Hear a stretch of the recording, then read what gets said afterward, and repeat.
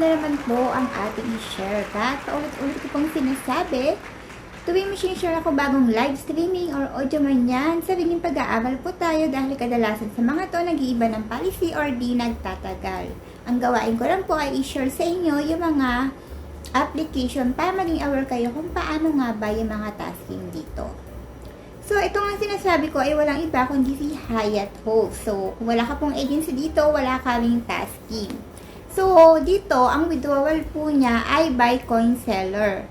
So, make sure yung sasalihan yung agent is, ayun, may kakilala silang coin seller kasi i-add yung agent nyo. So, kung gusto niyo pong maging agent or host pala, andito po sa pin comment, pwede po kayong sumali sa akin. But, make sure lang po kung gusto yung sumali, yung 100% sure kayo kasi busy po tayo para hindi po hassle na mamaya magtampo kayo, hindi kagad kayo nabilis, diba? So, ayun nga po, dito is pa oras. Pwede sa sarili mong panel sa loob ng isang oras. Makaka-receive ka ng 10,000.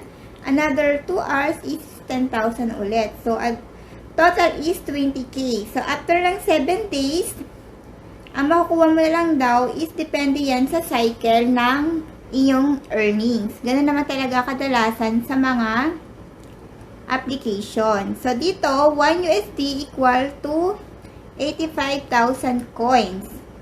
So, withdrawal niya is coin seller. Via coin seller nga, official withdrawal can be requested at any time. Transfer or process on Thursday.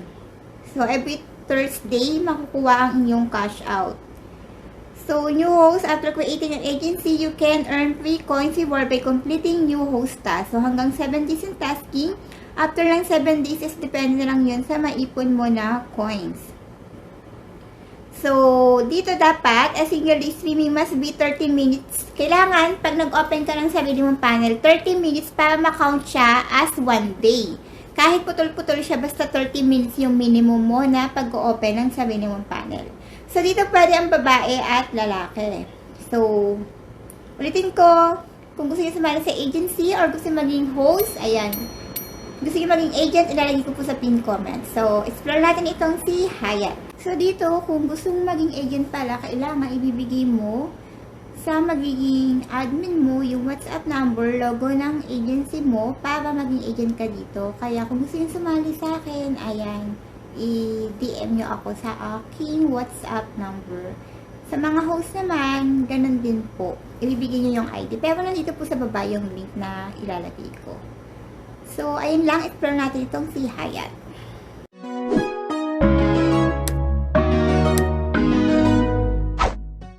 Sabi ko ay si Hyatt. Ayan.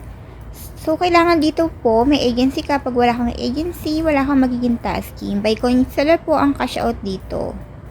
So, as a pin comment po, yung, kung pwede, kung gusto nyo sumali sa agency or gusto nyo maging agent, ayan. So, dito mo makikita dito yung tasking sa taas. Nakikita nyo po itong mga sign in. Click mo yung reward center.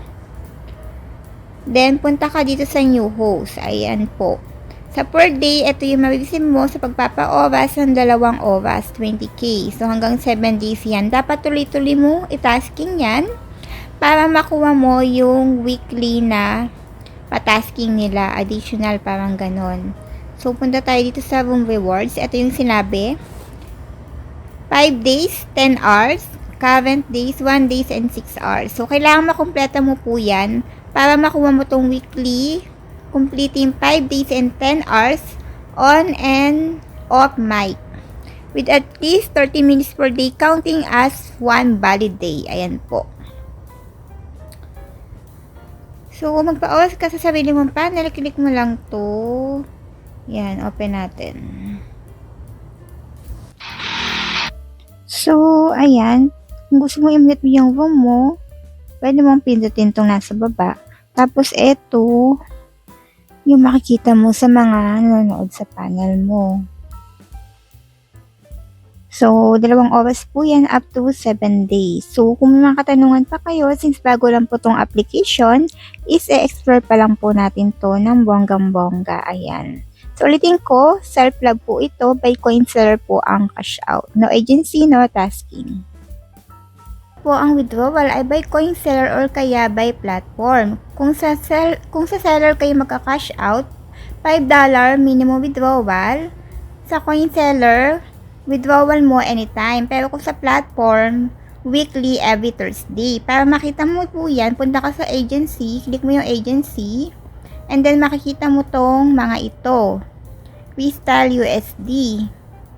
So, pag click mo yung USD, makikita mo tong exchange, transfer, and withdraw. And then, pag sa coin seller, syempre, search mo yung coin seller ID. So, may mga GC po yan ha. So, dito wala po siyang reset hanggat hindi ka nagka-cash out. Ayan. So, kung nakakatanong po kayo, kay mag-atubili na magtanong sa ating pin comment or kaya punta po kayo sa panel ng pinaka-admin para masagot po kayo. Ayan. So, sa mga nagtatanong magkano siya, so, kailangan mo dito ng 500k diamond para makakuha ka ng $3. Ayan. So, pakita natin mamaya yan sa screen para makita nyo din. By the way, meron po tayong monthly pasasalamat andito po sa ating screen at andito rin sa ating screen ang mga napili natin na nakaraang video. Make sure lang po kung sasali kayo sa ating munting pasasalamat monthly, sundin po ang mechanics para hindi maging invalid ang inyong pagsali. So, follow nyo lang din po ako sa aking FB page para maging updated kayo at sa ating Instagram.